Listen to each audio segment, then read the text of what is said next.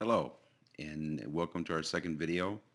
It is Tuesday night, further late. We've had some Moodle issues that have caused some connectivity problems for some in the class, including myself. Um, for that reason, I'm going to be pretty lenient on the due dates for the posts and those kinds of things. And if it continues, we'll just have to adjust as we go. The one thing that we want to talk about today is kind of where we've been and how we're doing and where we're going. And then we're going to focus in on connectivism for just a little bit because it is important to understand where connectivism came from, and a little bit of what it is. Um, so let's get started with a little bit of where we're going. You've done a great job in the forums. Things look really good. I almost have all my students logged in. We have a couple that are having some technical issues that we will hopefully see soon. And as we go through the course, we may have some students that post more than others. There are some minimum requirements, and some can go above and beyond. Uh, Everybody's different, and I've seen it go all over the place. And myself, I try to comment on to everybody at least once. It doesn't always work out that way. There are 20 folks, and this is the most I've ever had. So I've been doing a lot of reading and a lot of thinking and trying to gather from your post where you're at and trying to make something, um, some kind of comment that would either provoke your thought or support what you're saying. And you've got to know where I'm coming from. I'm a true believer that technology, literacy, the ability to manage technology is a true literacy, and those that cannot do it, especially in the near future, will be, in a way, functionally illiterate. And I say that because I don't think that folks that can't manage their technology well can manage their life well. We're looking at technology being intertwined more and more in life, and I think it's important to get those skills to our kids, and that's why I'm a proponent of one-to-one and all of those things. So, regardless, let's move on and just kind of take a look at some of the things that we've talked about so far in the course. Tomorrow, which would be Wednesday, this is Tuesday night late. We're going to talk about your baseline for a PLN. And I look at a PLN as my personal information feed. Um, but the one thing that you want to remember is that we want to make sure it's a two-way feed.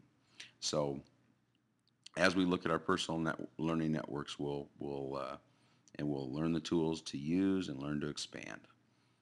Where are we going? Well, we are going to this topic right here. Social bookmarking and RSS. RSS stands for Real Simple Syndication. And if you look at 825, it looks like a lot of stuff, but it's really not.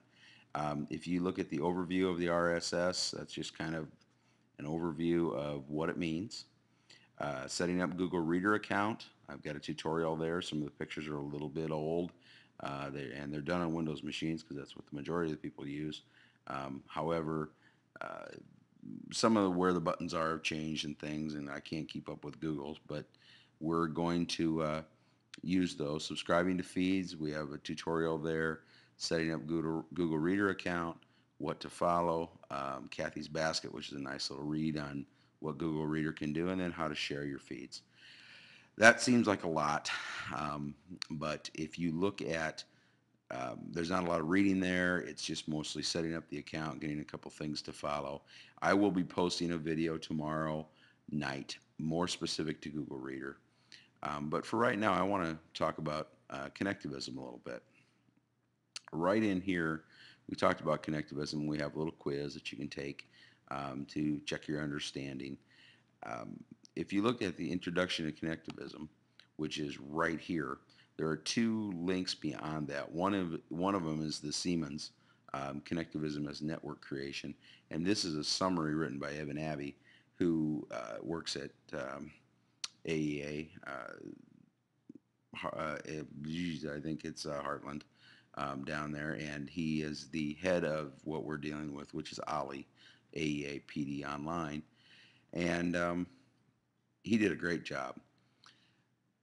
Siemens was concerned with connectivism, or concerned with all of the major learning theories, including cognitivism and constructionism, and he said that they just can't keep up with the technological changes. And out of that rose connectivism. So if we look at this article, this one, this is his, and you look towards the bottom here, there's some key points towards the bottom of that article. And I think the biggest ones that apply to education is learning may reside in non-human appliances, okay, meaning databases, information sources, and we have to trust those things. We don't always trust those. As teachers, sometimes we feel that we have to be the disseminator of every piece of information that a kid is to know, and I think a lot of teachers are it takes time to get out of that mode. Um, Decision making itself is a learning process. This is an important piece. And if we look at a lot of the programs and a lot of the things that we do with children, decision making is becoming more and more critical. And it may be the decision, is this a good source or a bad source? It may be the decision, should I post this or should I not post this? It may be the decision of their career. All of those things are important learning processes. And then it talks briefly about higher education and corporate training. And I think a lot of the uh, current training models, both in PD and corporate environments, are changing. So I think your connectivism has its fingers in a lot of different places right now. And then if you read the uh, primer on that Abby wrote, it talks up here, right here. Neither behaviorism, cognitivism, or constructivism were able to make account the changing world.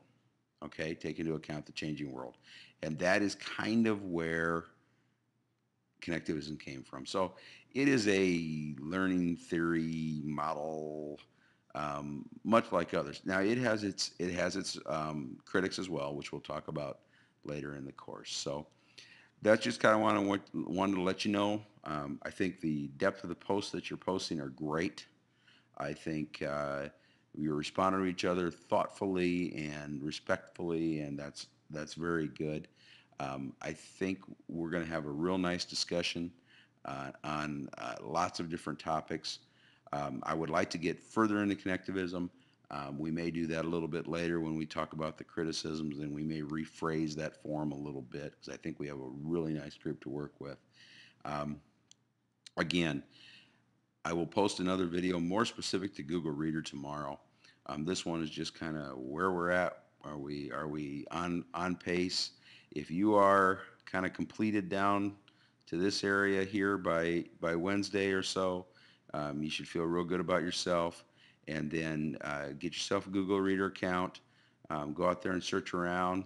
Carve out a little bit of time to do that. If you already have one, then you're ahead of the game. But maybe you can search for some more specific things, and relate what you search for when you subscribe to feeds to some personal accounts. And like you said, today is the 23rd. This is due Thursday, so I'll be posting that on Wednesday night to give you an idea. If we look, and I've got some bad dates here back from in June, but if you look at Friday, we will be looking into Delicious and Digo with a focus on Digo. I have no problem with Delicious. However, I do like some of the features of Digo much better. And I think Digo is a powerful tool for the classroom. So we will talk about that. And then as we roll through the course, if you look down, we go into microblogging and social networks. And this is where we hit Twitter.